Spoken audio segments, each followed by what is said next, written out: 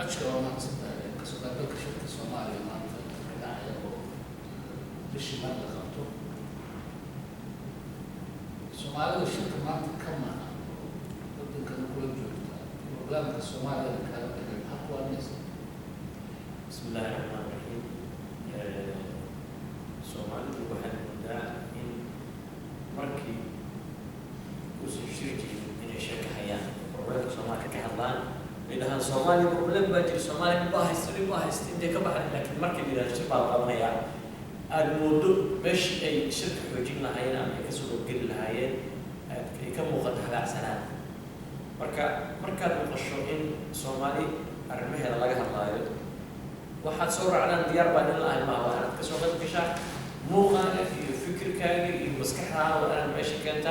وعدتك كل ساعة مرة بنقطع تاني ترسم taas waa midda labaad dawladda oo duceeyna waqtiga la siiyo nin walba waa inuu duceysaa waayo ducada waa muhiim ilaahay toosiyo wadanka ku joogaa ka saaro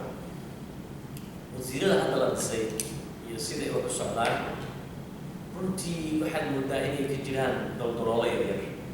balse wadan dhowr iyo 20 sano baabacsanaa hal mar loo toosi karo ogaa culays badanaa saaran dawladda. Number 1 number 2 meesha caalamka iyo carabta waxaad moodaa in Soomaaliya inay hagaagto iyo daacad tahay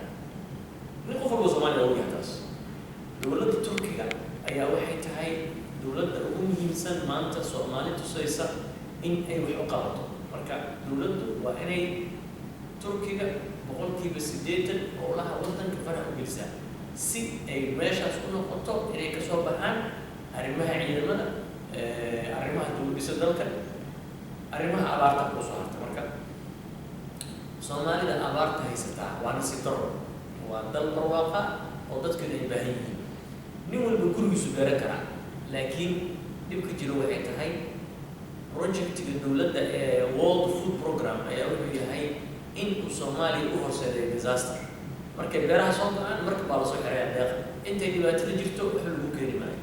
markay beeraha soo go'aan oo fruitkii iyo harvestkii ay diyaar noqdaan ayaa cuntadaadii la daadanaya qofkii beeraleyda ahaana ku khasaaraya meesha WPF wuxuu ku keenaysaa World Food Program wuxuu keenaysaa cunto soo baartay oo ku soo jirtay baqaarada marka arrintaas waa in wax laga qabtaa wax laga bedelaa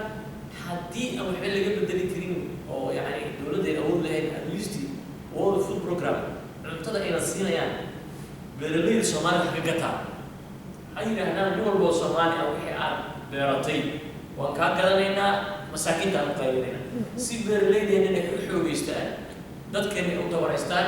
hadhowii ay noqoto in World Food Program ku yeeshaan meesha caafimaad taas waa arrin kale arrinta siyaasadda Soomaalida siyaasaddu waxay wadaan siyaasad markay maqlaanba qabiil iyo qof dantiisa wado وأنا كبحنا أريد قبيلة وزير كاي مركز كده بيسرير كاي الدولة كده بيسير على العالم كمان والدولة ده عرفتها هدي وزير كاي هدي يسوي جري إنه مركز دولة كده إمام كمان سوته أتن هدي في الكريسو لودن كي بابا باي مركز وأنا كبحنا أنا كقبيلة كده نسبة اللانيان نظام سياسي ده الأحزاب وضدكم بينهم كلام فكرة إن سرعة إن قبيل سرعة marka waxaan u rajaynayaa dawladda guul qof walba shirka ka soo qayb gal yani dad badan baa imaado fikradooda la helaa qofkii aan hore u iman waa inuu hadda ka dambeeyo waxaan rajaynayaa khayr iyo wanaag. Salaam alaykum.